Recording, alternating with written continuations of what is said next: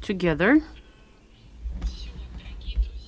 Dear friends, we are starting our second blog, and I'm glad to introduce Ekaterina Savchenko, who is the representative of the community of the people with audio impairments. She is the audibly impaired mother, and she is a pedagogue who is involved in teaching the children with audio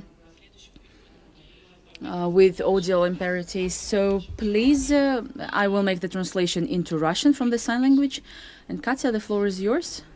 Please welcome.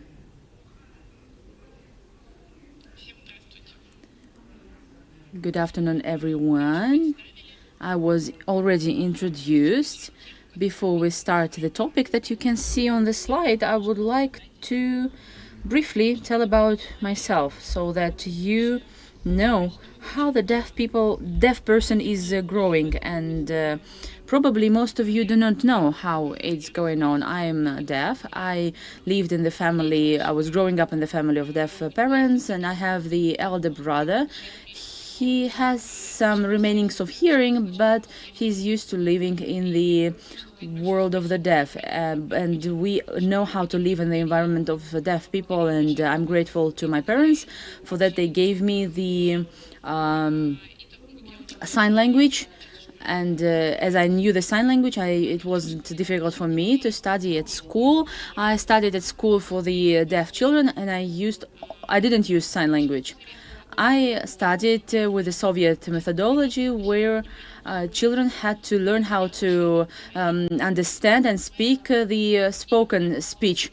And based on what pedagogics say, I speak well, but I do not understand. The hearing people do not understand me. I have specific accent, I have specific voice.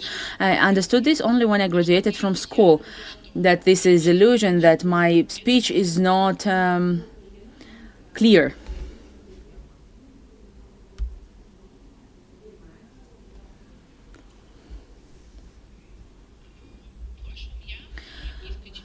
In my past, I am the third Olympic champion. What is it? Third or deaf Olympic champion. There is a deaf Olympics which is conducted once in 4 years. The other people with disabilities have Paralympic games. We have our own that are called Deaf Olympics. They are conducted once in 4 years too. Why I got into this sport? That's also the very interesting story. I studied at school for deaf children. I had 5 classmates there, and I was lacking in communication. And I studied at the internet school. It was a very big distance from home, and I didn't have enough communication. And then my friend called me to support her at the swimming competition between schools. I came, and suddenly I saw a very beautiful pool. And first of all, I saw the group of deaf teenagers. They were talking at the sign language, and there were many children. And I understood that I want to be among them. And immediately I went swimming. And the teachers were surprised. I started swimming very well, and then I found out that I can go to different cities, and I can get into the team of Russia. And I started training hard to become the athlete, and I traveled a lot, and I participated at 5 Deaf Olympics games, and I was in the professional sport for 20 years. After I had a child and a family, we have the deaf child.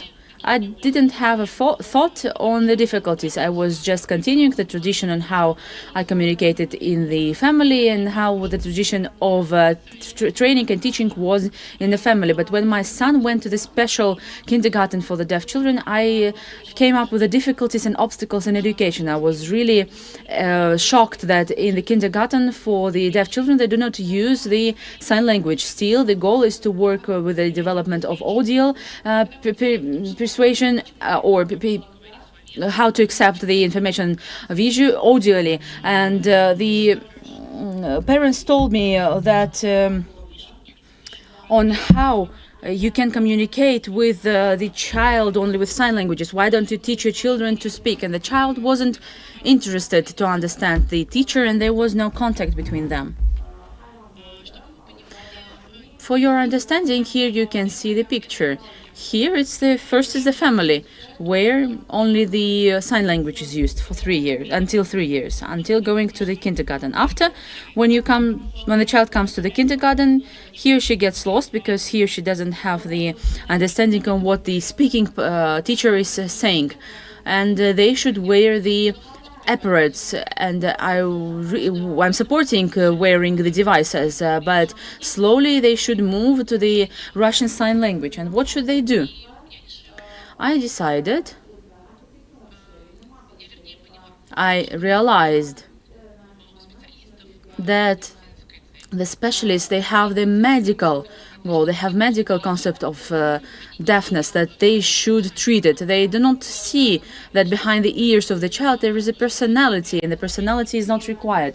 The defect should be changed and should be fixed. And at that point I realized that we will develop our child independently, develop his thinking, because with the specialists we had separate tasks. What we decided to do ourselves as parents, we decided to read more books in the sign language. We are interpreting them from the Russian language into sign language. This is the enlightenment. We always had the full-fledged communications in the family on the sign language, and very often we told the child where we are going, to which countries, to which cities, to which sea, and what location it is. And of course we go to the museums so that the child has the understanding. I always study and research anything and adapt it to the sign language, and we develop our deaf child ourselves.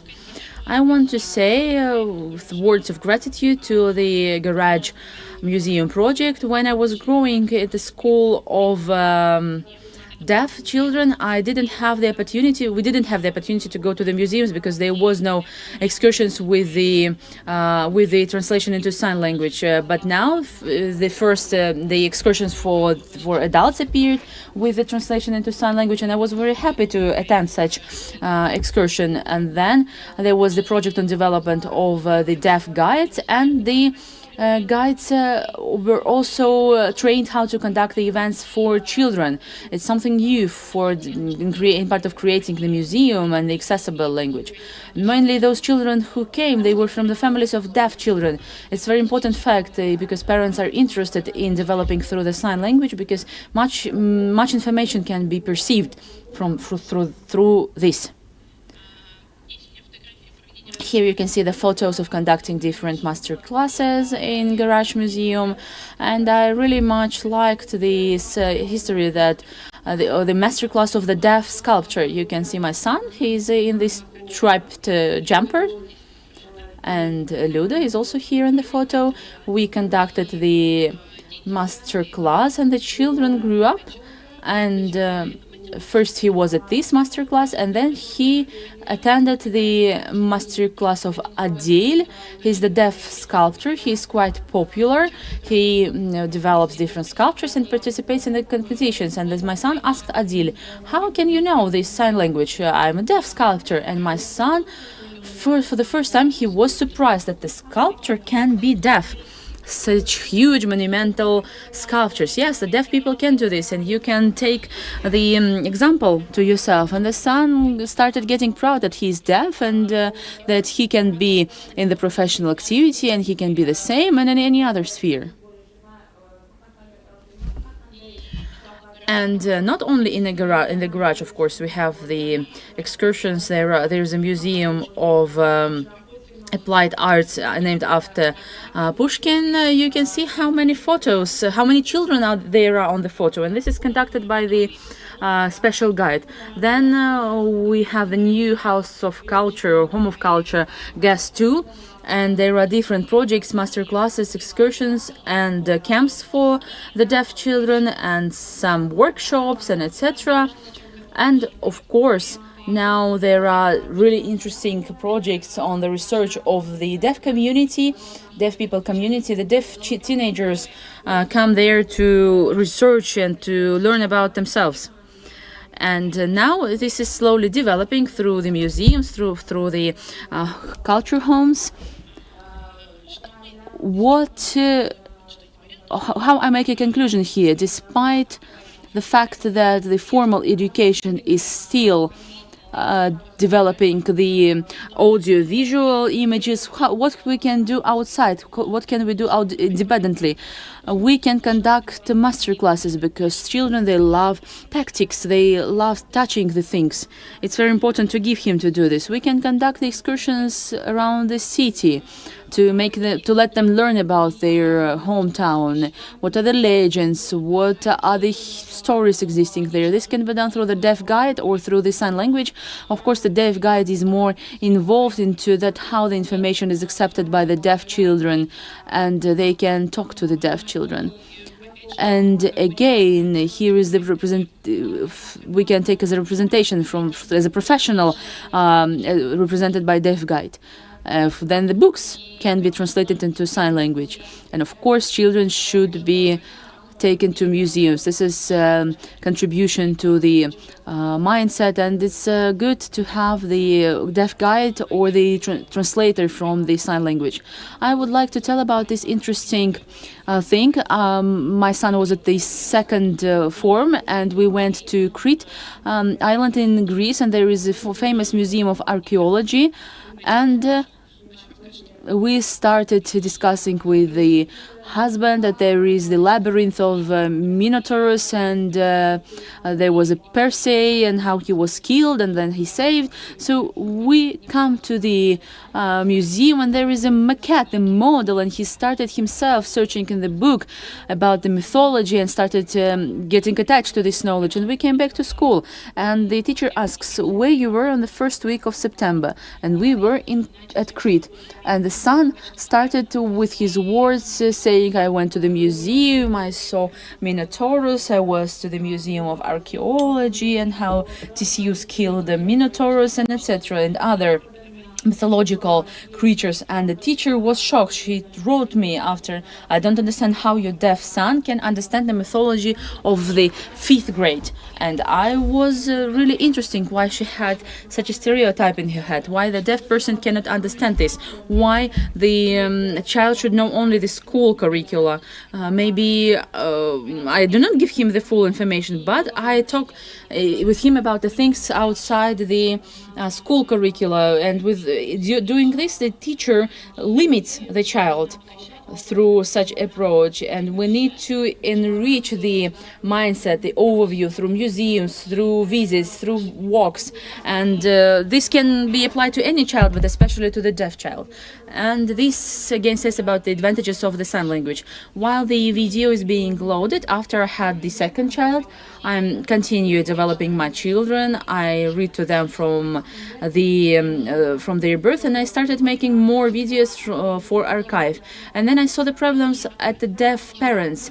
It turned out that they do not read to their children, and that's why I started paying attention to the deaf parents, to support them and to tell them that they are responsible for the development of their children and for the gaining of the vocabulary, for finding the equivalents when they come to the kindergarten, so that they have the understanding of vocabulary and lexics, and so that after could be joined by the understanding of Russian language. So here you can see the video how I read the book. My child is listening to me, knows she knows this fairy tale. Here I'm translating from the video. My child cannot hear, and we are we expect to get the device.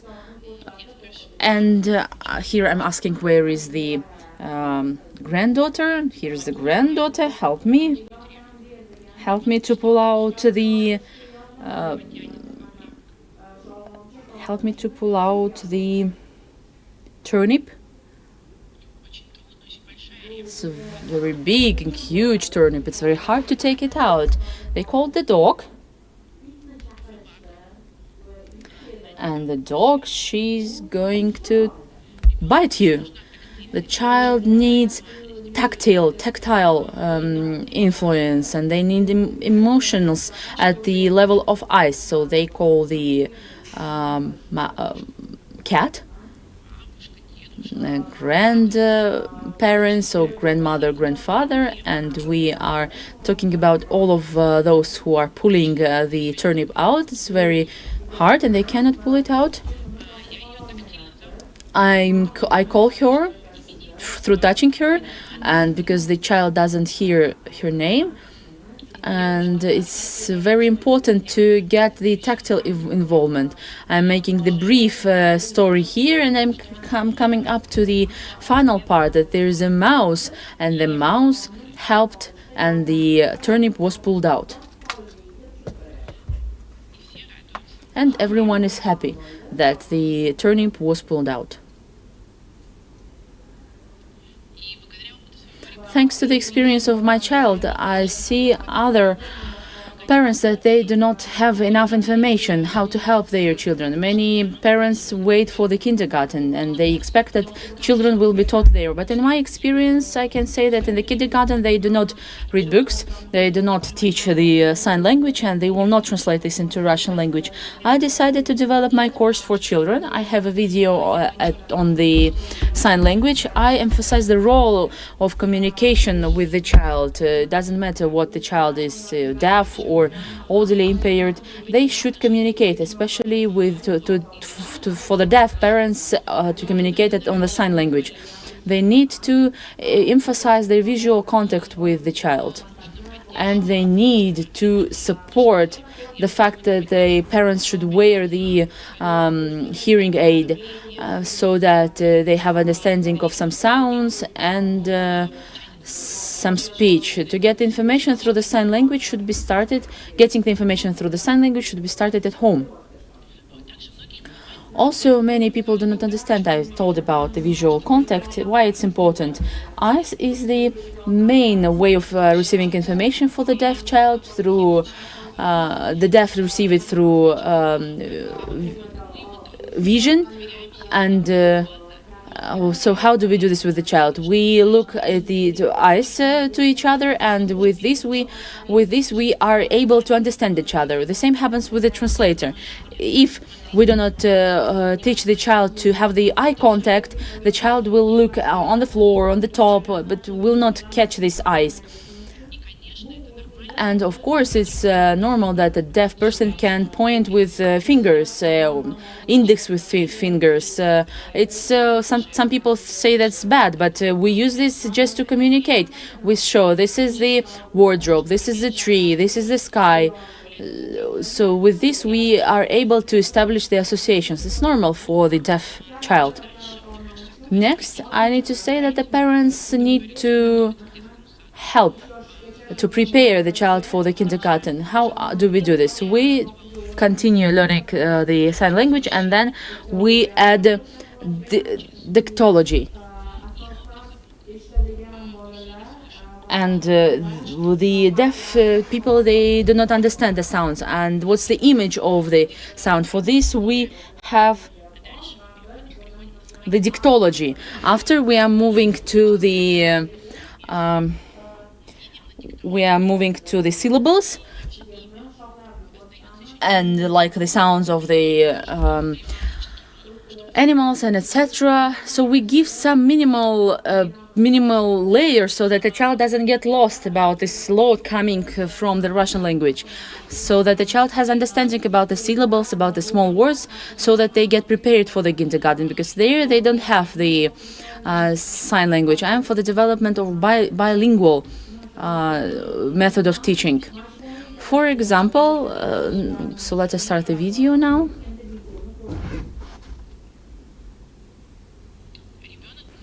So the child says that she's showing incorrect, and the child understands that it's not wolf but the fox, and she says that mother is wrong. The child understands that what's the gesture, and she's sure about the gesture.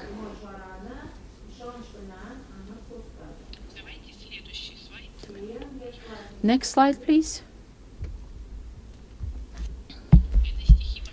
So these are the poems by Agnia Barto in Russian language, and I'm translating everything into sign language. And my son helps me to use dactylology to say the words. My child cannot read, but he understands the following phrases in Russian, in sign language. Brother is giving her a tip.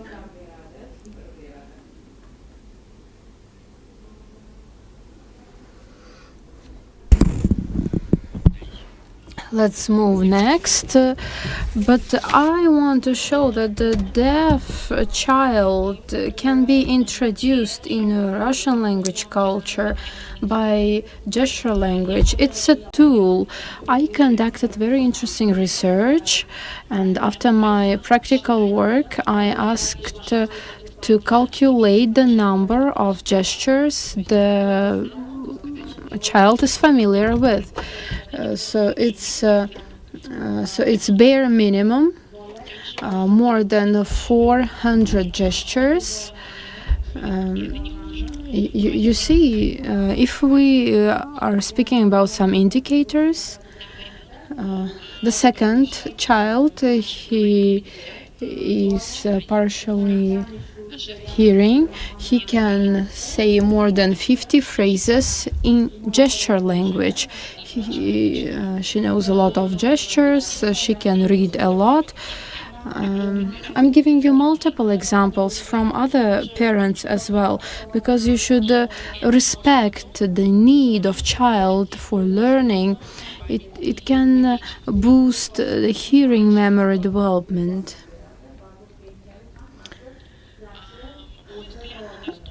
My vision for availability, it's gestures, oral language, and tools. Why? Because sometimes the children, they like to hear, and you cannot restrict them only by sign language. We should look at child's needs. Somebody can use gestures and language as well, because the child is individual. We cannot suppress him or her. We should fully support his or her needs. When he grows up, he'll develop himself on his own and find his own path in this life. It's crucially important to expand child's horizons. It's what I wanted to say in my presentation. And what's more, I hope that my story, the gist of my stories, is that the availability of the environment, school, child's library, that children are satisfied. You should ask from adults, because they experienced some challenges at that time. There were no translation, no adaptation, no special tools for that. So we should use the experience of elderly generation to make the life of today's children easier. If you have any questions, thank you for clapping, for applauding, as it's normal in deaf community. I also brought up a child. I showed a lot of gestures, a lot of different gestures. It's interesting that the deaf mother is telling us about communication experience. It was a very native experience, explanatory gestures, indicative gestures, because gesture language is crucially important. We have hearing visitors here, but here we see that the mother contributed a lot. It was very nice contribution.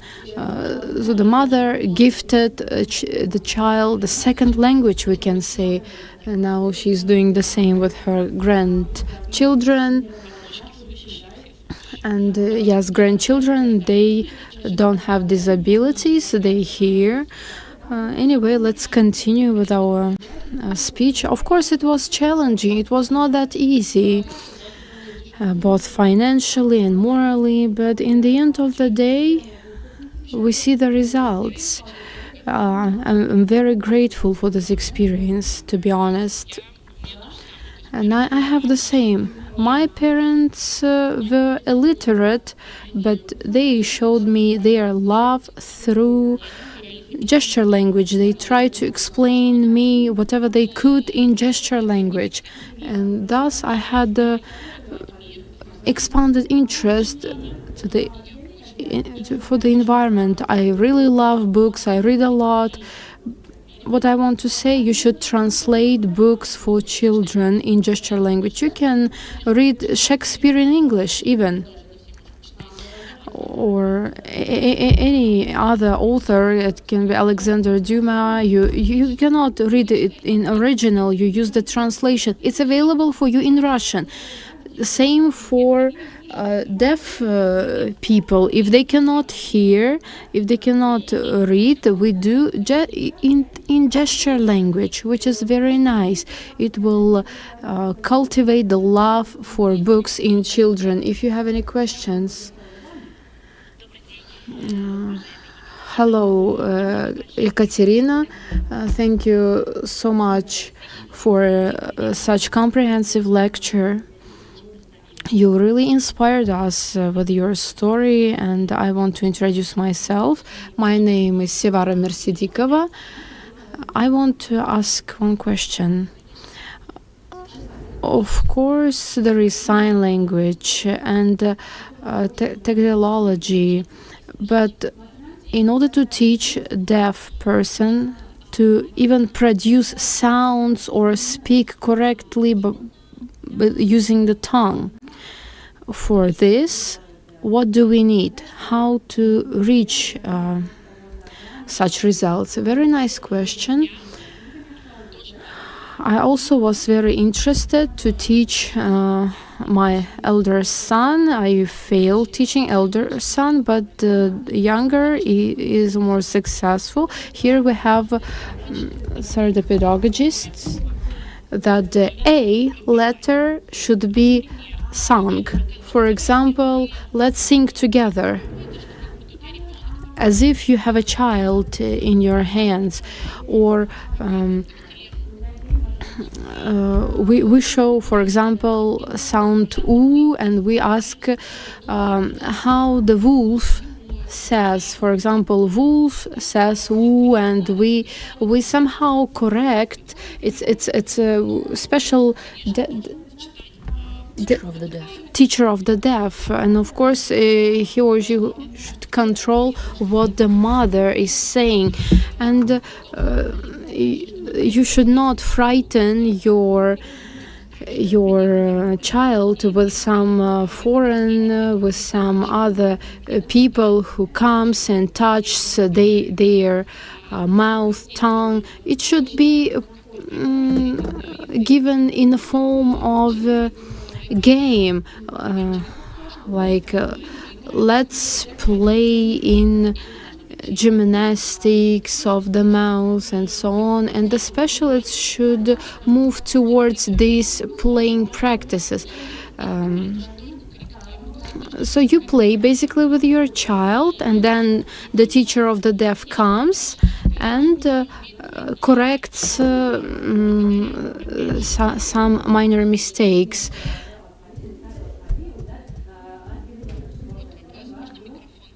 Can we have a mic? We have Mirsaid and Rahat. Thank you for your speech. I know a little bit this gesture language. I had a question. As we know, the post-Soviet countries' problem is that if parents have a hearing impaired child, they experience stress because they face it for the first time. In case of blind, it's easier because they still can speak and communicate verbally.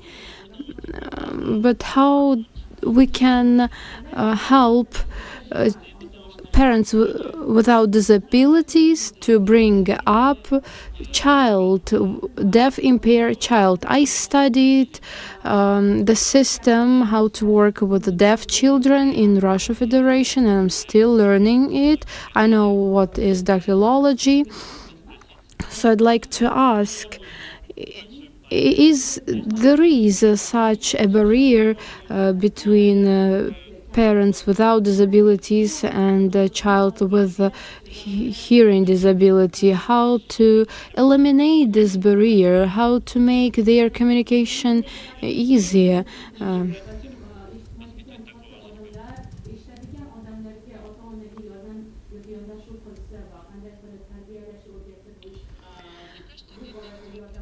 I guess the answer, in my time, I tried to help such parents a lot. They do not really perceive our help. Deaf children, they understand that they are communicating with their parents, but the hearing children, parents, they really need some specialists' opinion, because they think that using gestures is not good because their child will look like a monkey. They are not touching the child. They are trying to speak louder. You see, the time passes and still there is difficulties in communication. And in preschool, there could be some mental maldevelopments. And in teenagers' time, the child becomes isolated. The child wants to isolate himself in a deaf people world. He doesn't want to communicate with his mom. But now I try to deliver to those parents that there are teachers of the deaf. You still can teach your child from a very early age. When I entered to the courses Russian as a second language, we see that it's very different systems in preschool education and kindergarten. In schools, they have particular requirements, but for gesture language you have another requirements for Russian language. I'm not doing the propaganda of gesture language, but it's interesting and good if we develop methodology of studying Russian language in gesture language. But if hearing parents are ready to listen to a deaf person, recommendation, it's good. But there are very few of such examples. There were hearing parents who were eager to learn gesture language. It was very difficult for them to study a new language for the sake of communicating with their child. They came to the teacher of deaf, and again they are often confused. In specialized kindergarten, there are teachers of deaf. Parents are frightened how the child will communicate with other people in the kindergarten. But interestingly, how deaf people face a lot of difficulties, and we still have them in place. Thank you. My name is Rahat. I'm from Kyrgyzstan.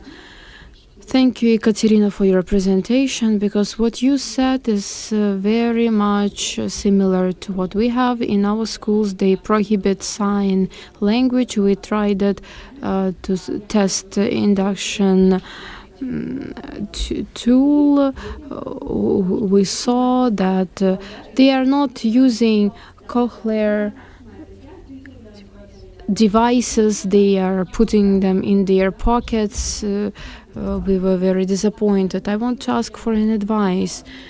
We are trying to propel sign language as a state language, and we want to create many videos, some media content to increase awareness about sign language, that it's not an alternative, it's the basic language.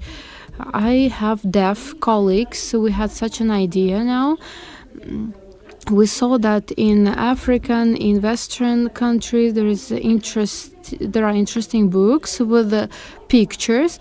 On the bottom you have text, and then pictures of sign language.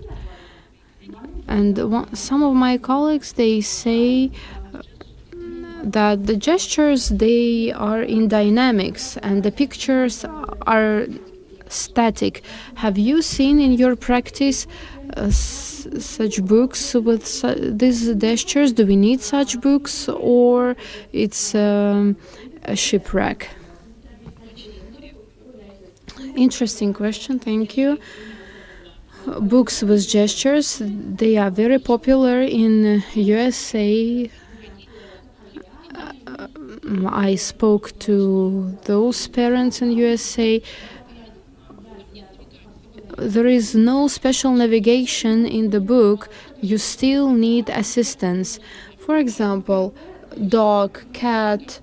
It's not just a picture. We need a navigation by the parents. In YouTube in America, they have special playlists how to use these gestures. Anyway, children need very clear illustrations.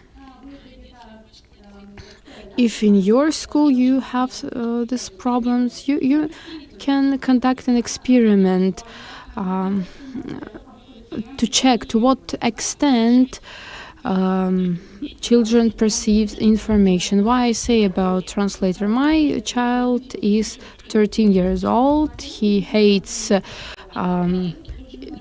the cochlear device, and he says, I don't want to use it. I'm not wearing it as well. I have a headache. And I have a right not to wear it. But at school there are special rules, and you see they perceive less information rather than they supposed to. We invite translators to school for geography and history lessons. For my child, we invite a translator. And then dynamics in his education changed. He performs better now, but the school authority, they don't like such practices. I know that it's a single practice, but I believe it should be widespread to preserve the motivation for studying geography and history. Speaking about books, it's difficult indeed. If you come to our workshop, reading for deaf children, it will take place on Sunday. We'll have a story about deaf boy. You'll see how we read this book and how we deliver this information. Thank you. One more question.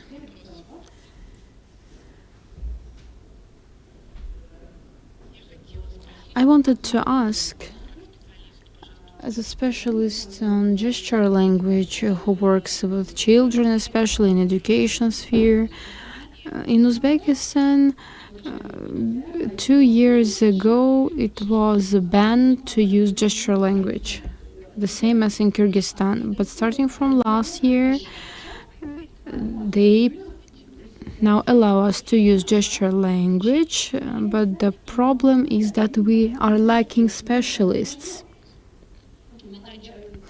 We started teaching teachers, we receive teachers, we deliver this knowledge to them, It's difficult, of course. You are working for 20 years with one methodology, and then you need to change to something brand new.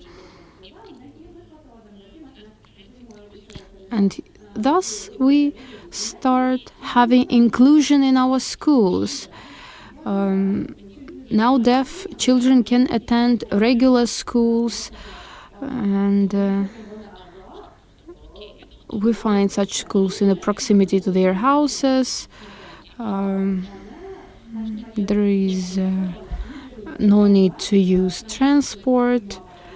I agree, but inclusion in education of deaf children together with people without disabilities, it's almost impossible. It's a very striking issue, the same as in Moscow. Is inclusion relevant for deaf? It doesn't work neither here nor in Russia. Deaf visitors need special schools. But it's difficult to imagine specialized schools for deaf without sign language. They are trying to correct them in such schools. They force them not to use sign language. So let's imagine I force you to speak English, but you don't know English, but I make you speak English now. Of course, you'll fail doing this. We need young specialists who work with sign language. I know that people who were brought up in Soviet Union, it's difficult to retrain them. That's why we need young specialists. You should attract more and more translators. You should reform the system inside. Inclusion in schools very weak. And if you have a cochlear implant, it will be applicable, but in other cases, no. Do you have more questions? Okay, thank you. Can we have one more question?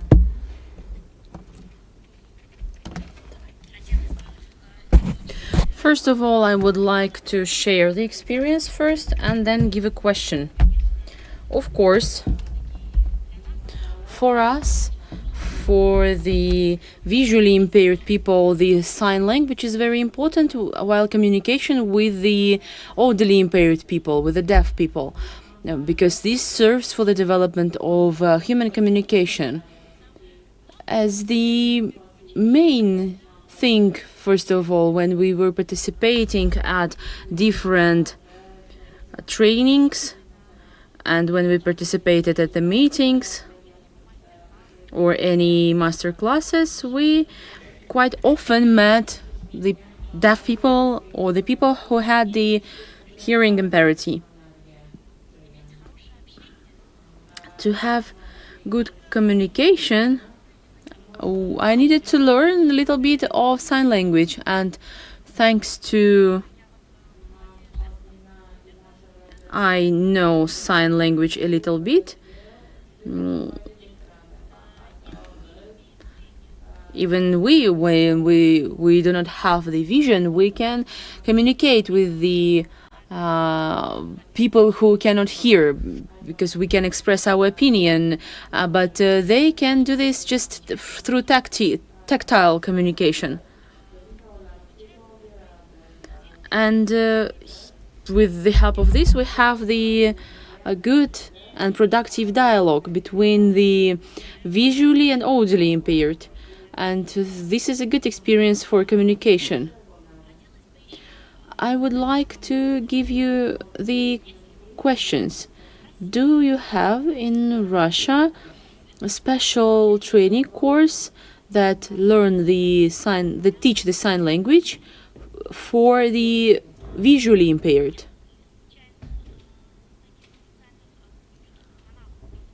Are there YouTube channels or websites, you mean for the visually impaired or for the blind deaf?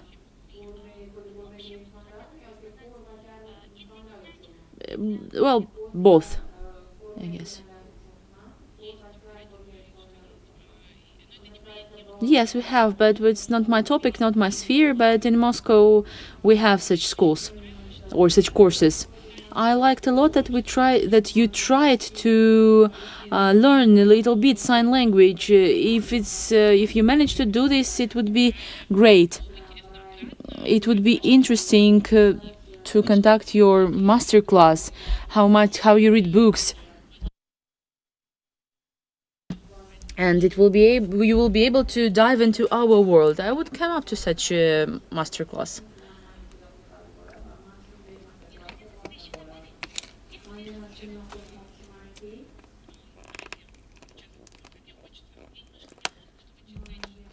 I'm a little bit. I'm just feel a little bit ashamed that, as you know sign language a little bit, and I would like to understand Braille at least at some level.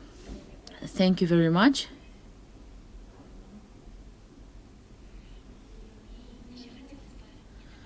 And I would like to add one thing. Are there special YouTube channels and websites where there is the teaching with the small Tiflo comments? On YouTube, there is the explanation of each word, like mother, father, thank you, kind.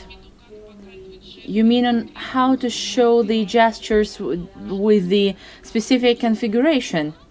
Yes, like we can say, how are you? Like we should erase the letter K or the sound K, like this. It's a really good idea. I will write it down. I understand you. The position of the hands, how to start the gesture, how to finalize. It's really interesting. That's a cool idea. That's really useful. That's the instruction, kind of the instruction. And I love your idea. I will write it down. Thank you very much.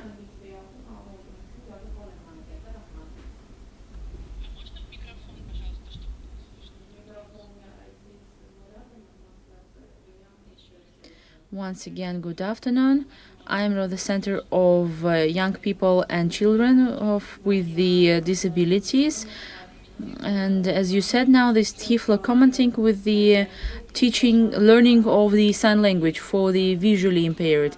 In our center, we have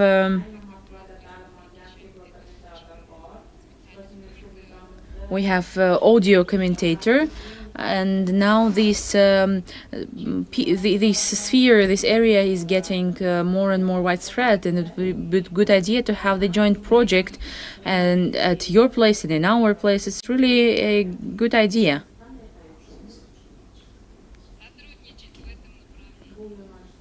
What do you think about this cooperation? I cannot answer right now, but I think that we can consider this idea. It's quite hard for me to work with the visually impaired, but I will ask the organization who deal with the teaching of the sign language to the visually impaired.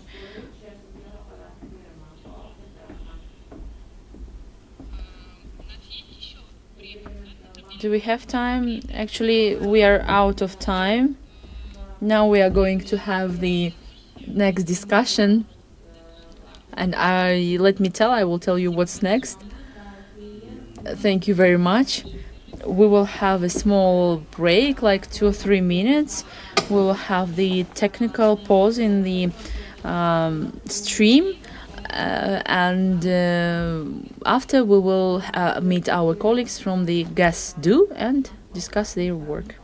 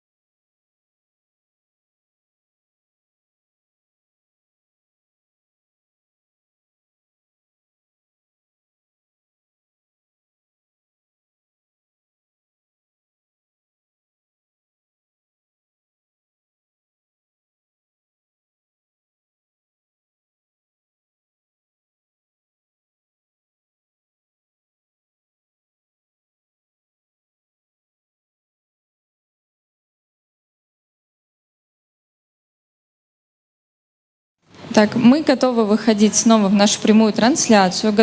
So we are ready to start and go to the streaming. I'm ready to represent the two speakers of our blog. It's Yulia Karpenkova and Vera Zamyslova. They are going to tell about the project 1+1. Good afternoon, everyone. My name is Vera, and I'm curating the program of accessibility for the people with neural specifics. And this topic, it sounds very complicated, but it's for just a start for our future work. Just to explain these complicated words that we have in our title, we structurally will go in the following way. First part will be dedicated to theory, and it will be my part where I will, for quite a long time and quite long time, will tell about the terms. The second part it will be facilitated by Yulia, who is going to tell about the project and why we, based on this project, decided to discuss this topic as pedagogical projects in the cultural institutions, and why pedagogical projects in cultural institutions are needed. In our opinion, should be conducted within the Libertarian pedagogy. We have the photo, and I will make the beginner style Tiflo comment. You can see the name on the slide, which I has mentioned, and the lower part of the slide is taken by the photo. And on this photo there are 6 people sitting on the grass in the garden of guest 2 on the blue chairs, and they all are talking and smiling and discussing something. This photo is from one of the mediator tours for the visitors with neurodivergencies. So going to the part of the theory and discovering the truth lying under the terms.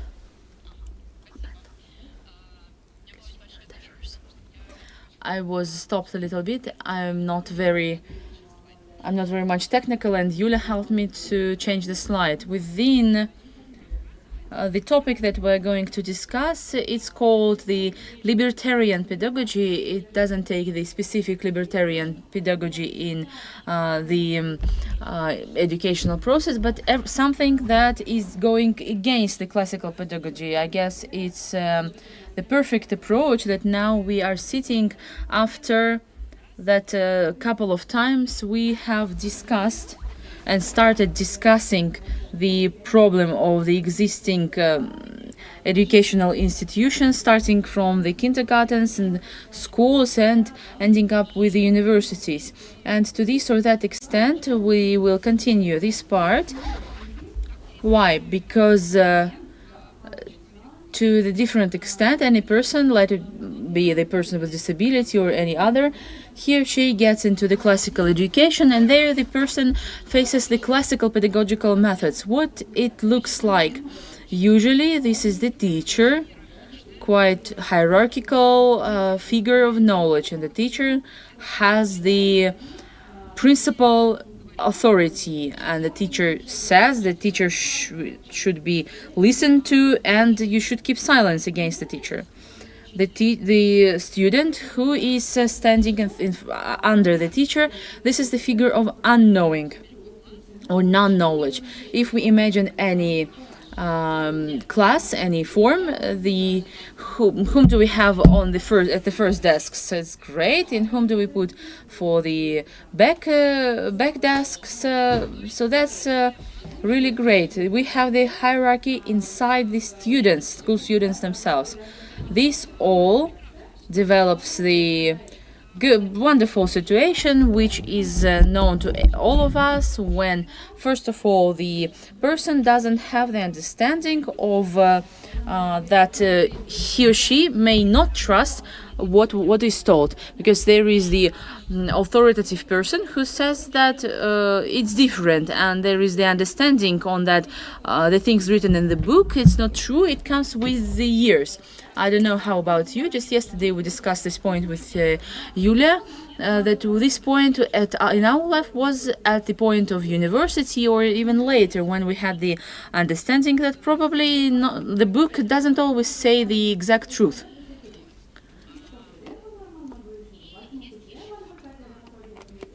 And there is another classical characteristics of the classical pedagogy that influences us all. This is the break between the theory and practice.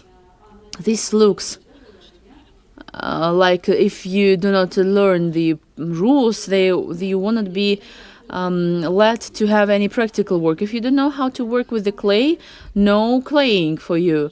If you do not know how the flowers look, do not go to the forest, and etc., etc. We are talking about the cultural institutions most of all, because this is our experience, and we're talking about the people with neurodiversities or neurodistinctions. Why do we talk about these neurodiversities? Is that these people can be called differently. Someone says about the mental peculiarities or mass specific, people with ADHD, or the people with. So there are different formulations used. We are working at the cultural part. We are not medical. We're not pedagogical institution.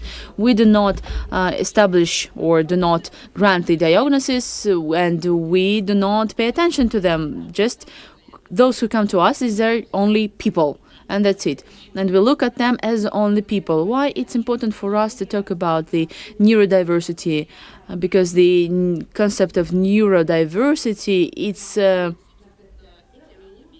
related to the ideals of the libertarian pedagogy. On this slide you can see how, with these main criteria that I has mentioned, with which I mentioned the classic pedagogy, there is a libertarian pedagogy. What does it propose against the classical tradition? First of all, libertarian pedagogy is based on the idea that knowledge is not something stable. There is no truth, there is no dogmatic knowledge. Everything exists in the unlimited variance and interpretations. Everything is dependent on the context, on the time that we are talking about. This all is very fluid. The second is that the teacher is not hierarchical figure. The teacher is the mediator. The teacher is the guide who helps to not only find the path to the knowledge, but to identify the way that would be comfortable for the student, because this way is known only to not to the teacher but to the student, so that you can learn how to meet Yulia. It will be easier to understand the information. We need to ask how it's easier for you to understand it. In my case, I have visual memory well developed, and I cannot remember anything when I hear. Neither songs, nor poems. I cannot remember anything. But visual memory is very outstanding in my case. You see, we all are different. But the main point about liberal pedagogy, for those who perceive communal or libertarian pedagogy or anarchist pedagogy, is not something surprising. It's what they have mutual things. We have theory going together with practice. Why it's propelled? Because whole world is something that is closely connected to theoretical and practical substances. You cannot cross the road knowing only about theory. The traffic lights are not harmful, but the cars are. So the traffic lights will not save you from road accidents. If we move to people with developmental disabilities and people with neurodiverse, if we speak about classical formats of museums that we have now and exhibitions, it's literally my experience. We work in the Institute of Modern Art. It's a classical tour. There is a guide who speaks. There is a group who is listening. They should listen attentively. They should keep quiet, not bothering other people, and be very attentive to details. If you are not listening to guide, you are missing a lot of information. You are not going to catch anything. The main idea of the tour is to give you some knowledge, some new information. So where the difficulty is appearing when we are speaking about neurodiverse people, they have even more ways to perceive information. Neurodiversity is all about how we differently interpret information. The very same object for two different people won't look the same. And classification into knowledge and experience never works. If we try to explain neurodiverse person that this piece is out of clay, dated this period, he will not understand anything unless he tries to create something himself. Well, if we speak about different types of paints, he will not understand either. He needs to experience it. Another aspect is a language barrier. I mostly mean how we understand. If you looked at curator texts, it's a very complicated and sophisticated texts. The curators, they don't use simple words. They use all of their eloquence to write their curator texts. It's a bit vague and unclear. And in order to sound good, they don't think about to what extent their text is comprehensive.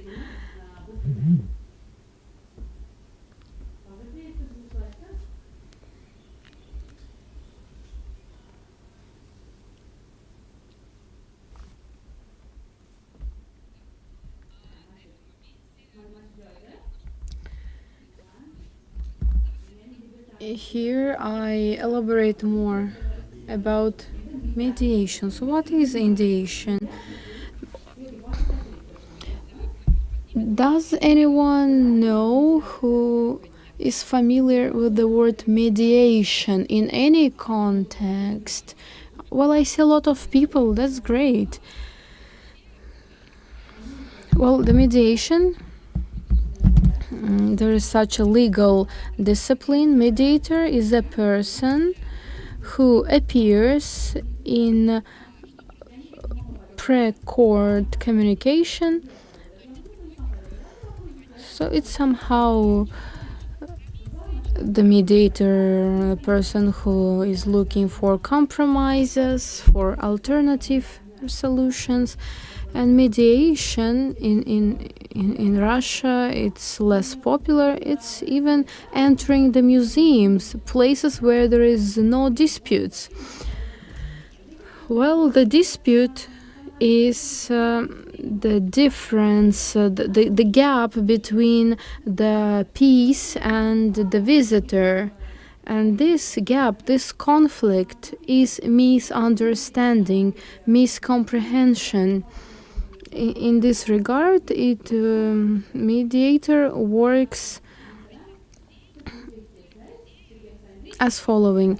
You come to museum, you meet a person, you really liked him, and he brings you to all the pieces, and you understand everything without any miscomprehension. Well, mediation is a method which is based on liberal pedagogy. Mediation itself is not authoritarian and not hierarchical. Mediation tells us about non-existing knowledge, about the importance to feel the piece rather than know who is the author, who is the painter, in which year it was created. Mediation is all about physical experience. You can share this experience with somebody, you can discuss it with somebody,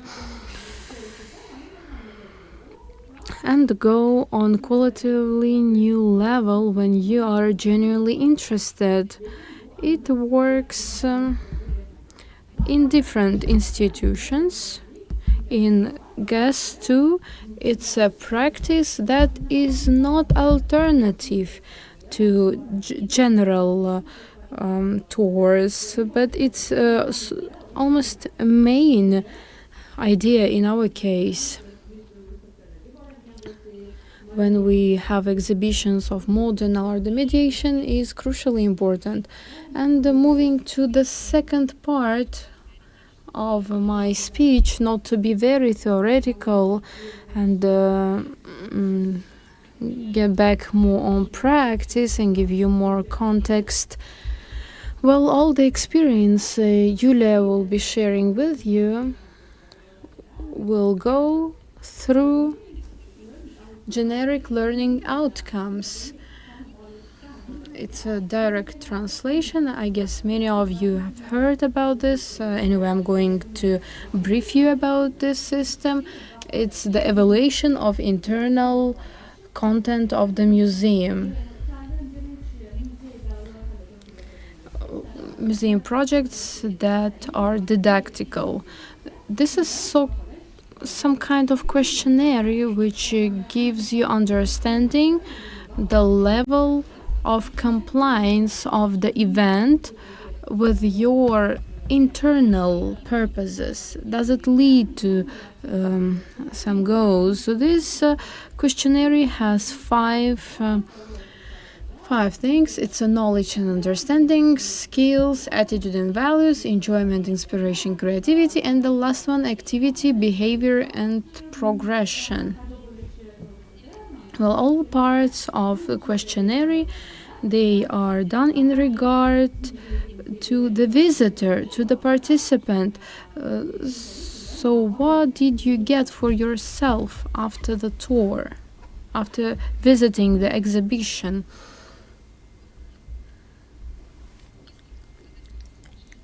So let's look at the screen. If we speak about classical pedagogy, on this JLO system, it gives us knowledge and understanding. No one refuses that a classical pedagogy school is giving you knowledge. Less understanding, but the knowledge, yes. Skills. Speaking about skills, it's something that you learn to do. Well, no. Attitude and values, yes, of course, it changes into some regard. Does it give the pleasure or creativity? Well, it's a very individual approach. My experience is a bit irrelevant. I didn't feel comfortable at school. Does it change the attitude and behavior?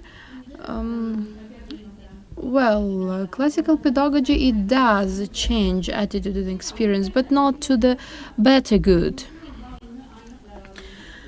And speaking about mediation, it gives you knowledge and understanding of yourself, of the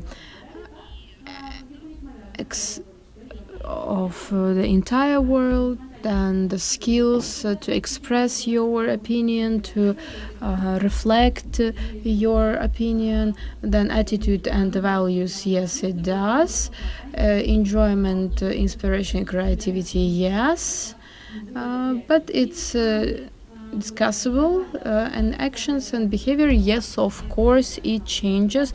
It's out of discussion because mediation is pedagogical method.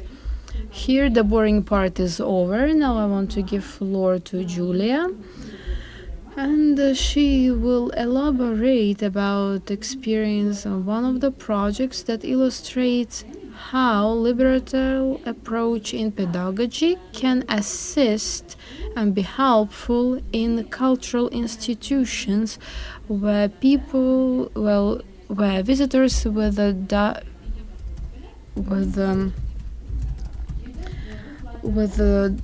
neurodiversities come.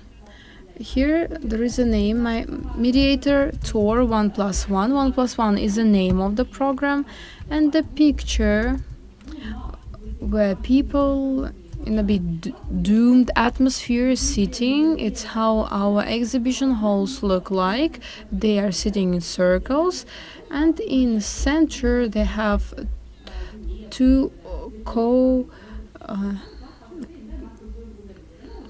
co-hosts. I give you a clicker and you give me the mic.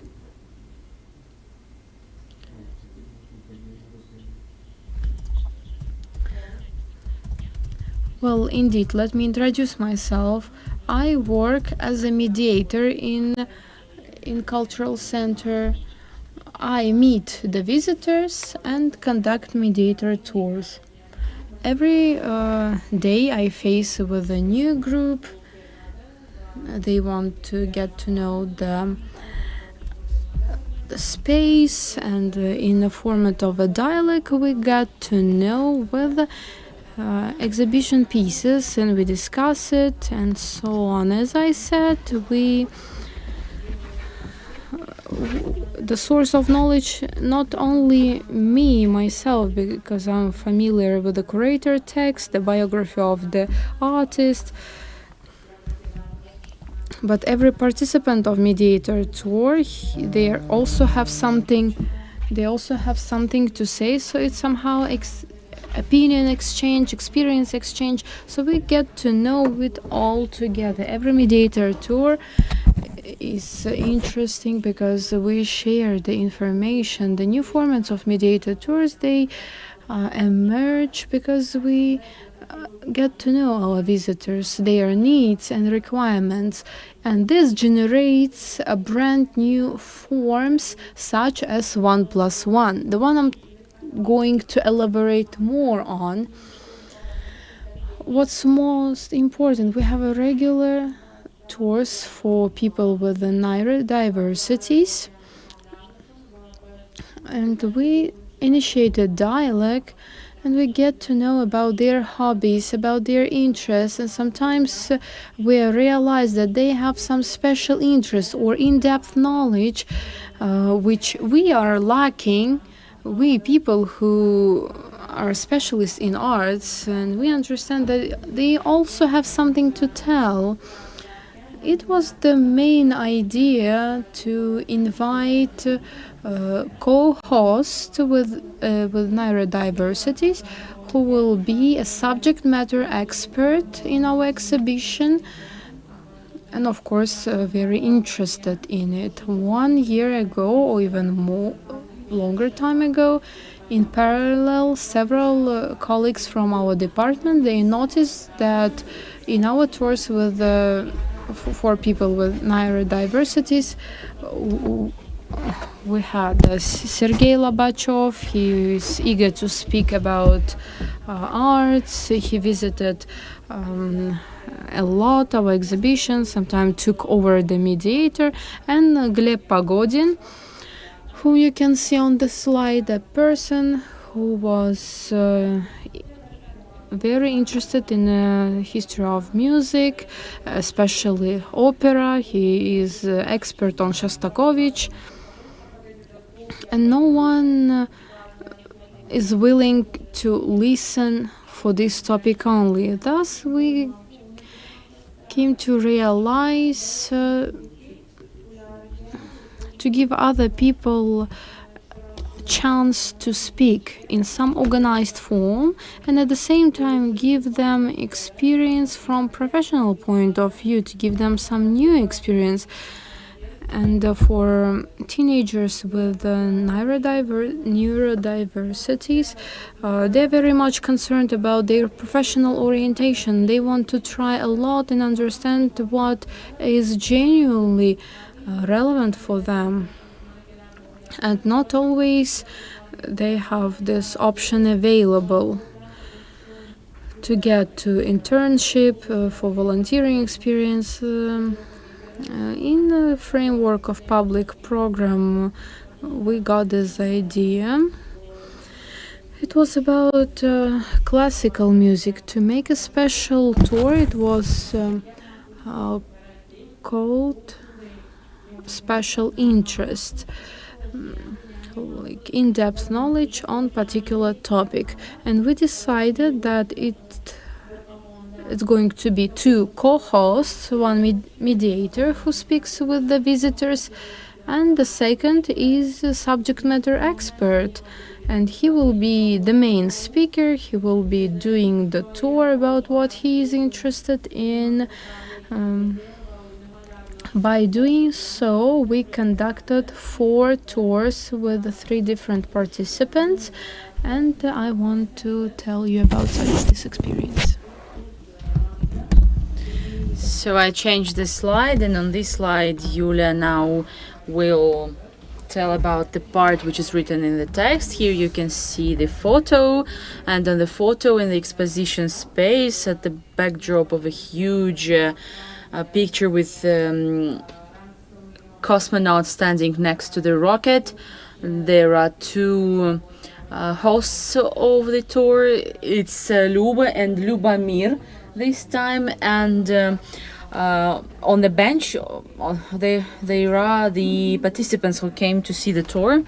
So the case is that with some participants, for example with Gleb, we knew each other quite long, and I told how he was acting, and for us to establish the cooperation was quite easy, and communication. We had couple of meetings, and we tried to understand which composers are more interesting, and I looked at some editions and questions, and in this in such regime, in such format, we started discussing, and they were doing this with mother at home. And then at the tour, Gleb came, and he was responsible for the excursion part.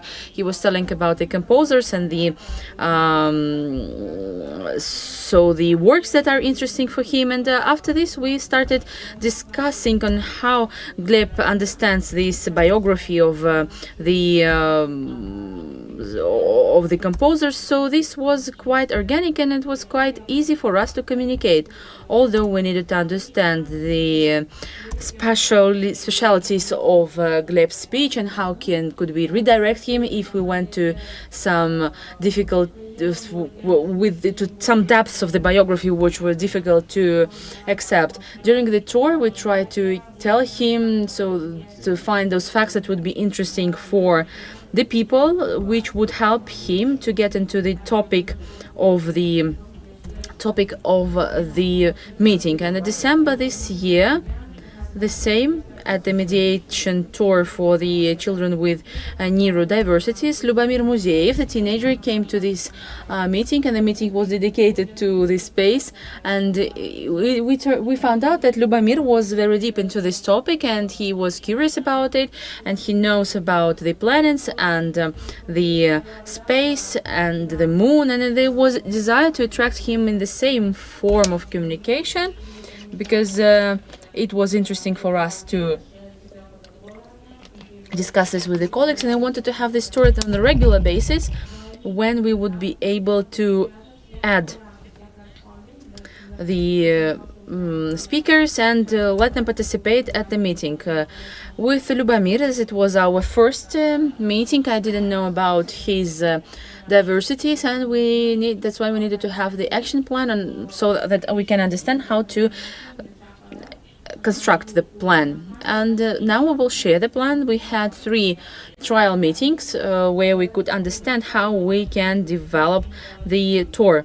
At the first meeting, it can be said it's like a walk around and equating, because Lubomir and his mother, as he's a teenager, we looked at those paintings which would be interesting for him, or they are related to the topic which he wanted to talk about. For example, there was a work which was telling about the experience of the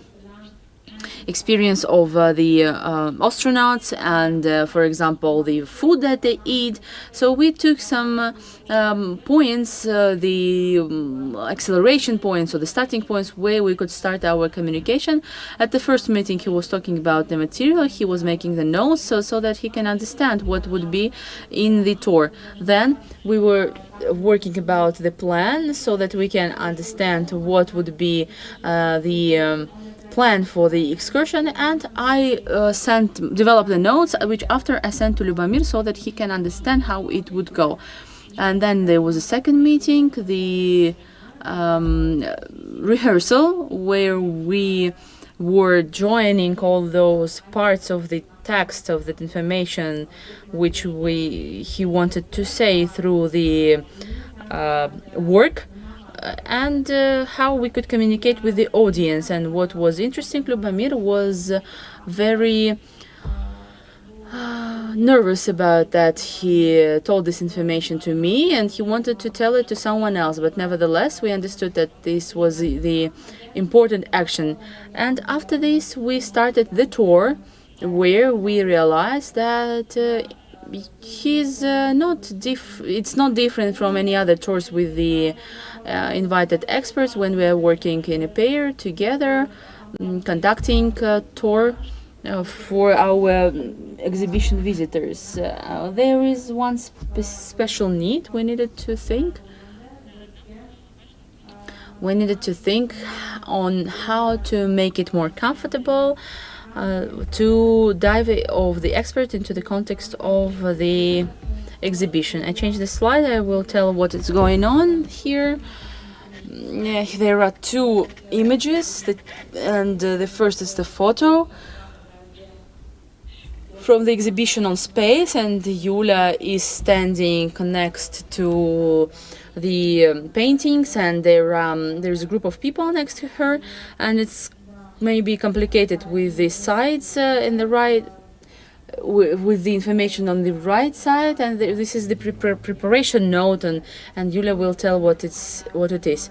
So this is the notes that we sent to Lubomir, and there is a picture that we will mention, and the location here is written for me, so that we can organize it in a more specific way. And there are the topics about which he can tell he understood the idea and he could dwell on it. And there are the questions which will, so that it doesn't, so there is a scenario so that he can expect what may happen, and he could get oriented. And all these notes, they give the screenshot from Smeshariki cartoon, because Lubomir mentioned a lot how the space is represented there in this cartoon, and he told how it's described there about the stratosphere and others. And he worked with this context and note like this. So the next slide, you can see the photos here. The space between the wardrobe, guest 2. There are 2 benches, and on the 2 benches there are the participants of the exhibition, and Luba and Lubomir, they're sitting in front of each other. Some of them are raising hands, some of them are raising legs. And there was a question what you were doing, and the people were voting or signaling with either hands or legs.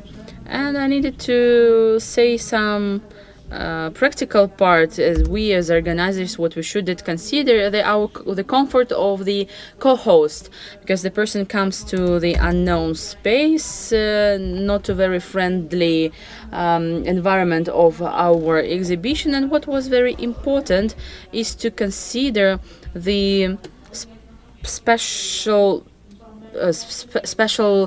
development that this person has. In case of Lubomir, it was told that more than an hour it would be complicated for him. That's why we decided to get into this duration. But we tried to do this, and we almost managed to do this. And we, in the case with Gleb, the tour take a bit longer. It was almost 2 hours. He got tired, but he was interested. He kept telling again and again. It's important to discuss this, to which extent the person is ready to get involved. Also, we learned that for Lubomir, it's easier to speak sitting, but not standing. So this is the different situation, because Yura told that he wanted to stand. And in case with Lubomir, we went to such care that we could provide, and we had all the participants sitting. The time of conducting the tour is a very important thing, because we need to consider several factors. During the weekend, there are very many people, very many visitors, and it changes the space, and there is a lot of background noise. And we decided to do this at the weekdays, and we try to do this in the evening when we could be sure that people could attend. But after talking with Lubomir and his mother, the optimal time would be 5 p.m. because later it would be hard if we make it earlier, then vice versa. So there are some personal rhythms that should be considered, so that person gets more and more comfortable in this stress situation. So these are the main things that we needed to consider, and the better you know your co-host, the easier is working with it. Again, based on the manner of speaking, you can understand if the person is tired or the person needs to relax, and etc. So for now, we cannot say that these tours are regular, although we accepted this program as the program that we want to have in our center.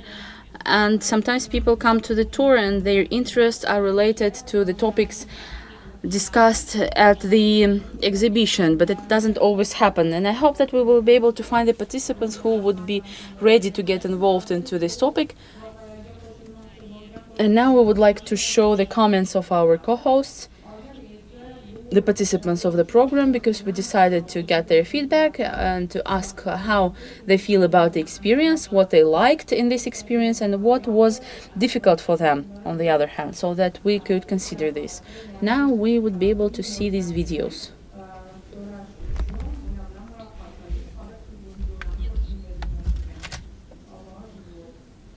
So there is no sound.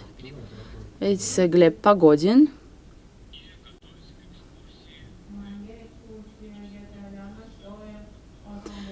It wasn't always easy to get prepared.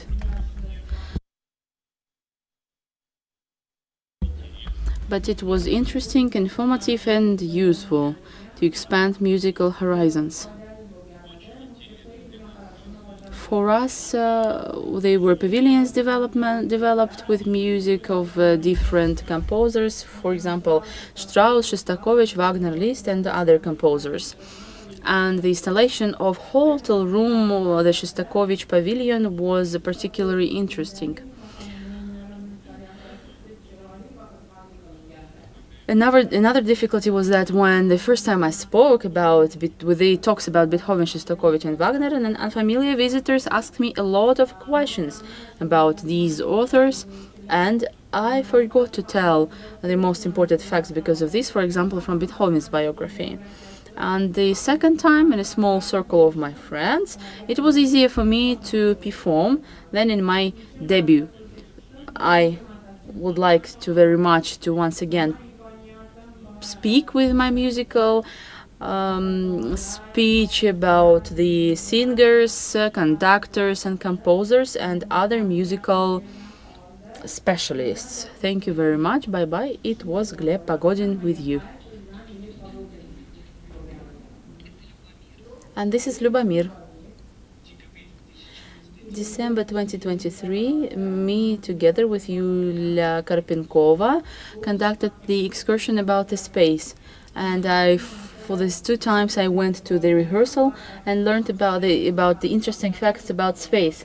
And most of all, I liked the interest of the visitors, and I would like to have more, because I know not only about space but even about rare animals, about the Moscow metro, and in general I know about almost everything about Moscow. See you. And this is Serежа. Hello. I really enjoyed giving the excursion. I enjoyed it very much. There were no difficulties. Everyone helped me, Vera, Margarita, and I still want to conduct more excursions, only on other topics which I haven't used yet. Thank you very much. Yeah, thanks a lot, and I think that we should say on the target audience of such tours. They were developed not for the visitors with neurodiversity, but as a standard program for any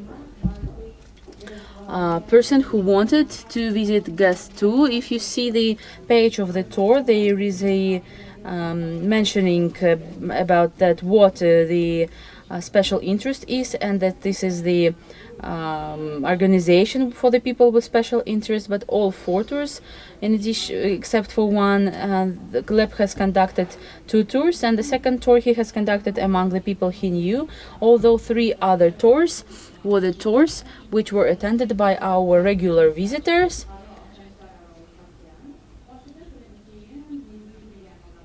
Some part of them, we cannot say that they never had encounters with people with the neurodiversities, but they were quite stereotypic about the people with such diversities, and when how they can talk and communicate with some people, and how to get involved into the story that is told by such people. Here, going back to some conclusions.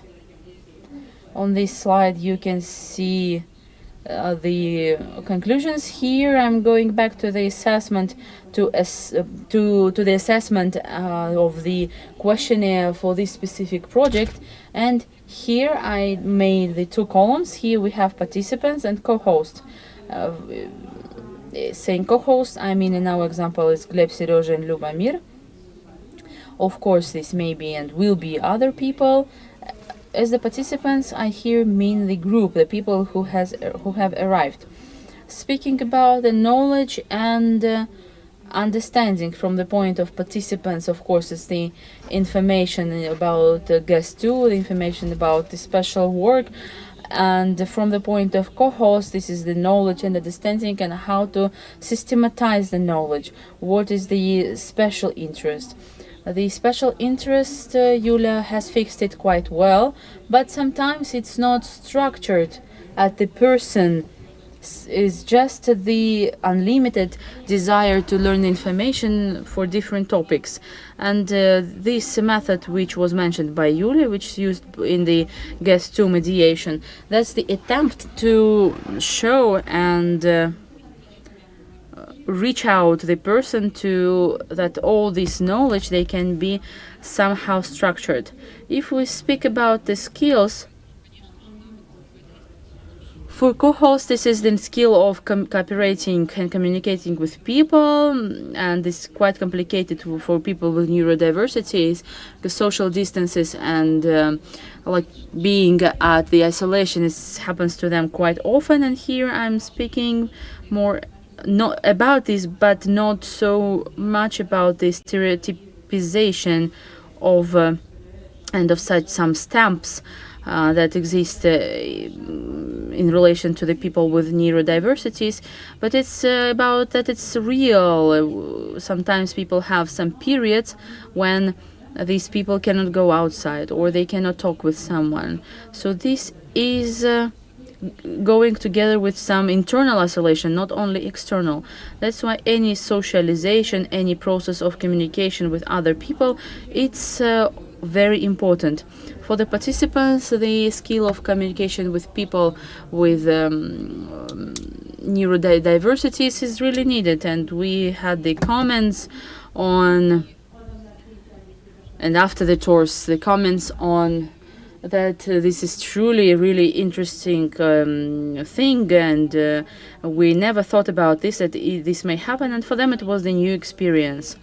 The relations towards the value, relations and value, I always hope that it influences the tolerance, and the person who goes, who lives in the who comes to this space of guest 2, where we develop the world where we all understand each other, and when the person goes outside this world and something will change after cooperating with the person with neurodiversities. For the co-host, this is of course the raising of self-assessment and understanding of that the person may transfer the specific experience. So I will not stop mainly here about this creativity and inspiration. The next is the actions and behavior. We hope for these changes, and we hope that these small steps that we are making, they have some result and some conclusion or some consequence that will be spread outside guest 2. And if I'm not wrong, this is our last slide. Thank you very much.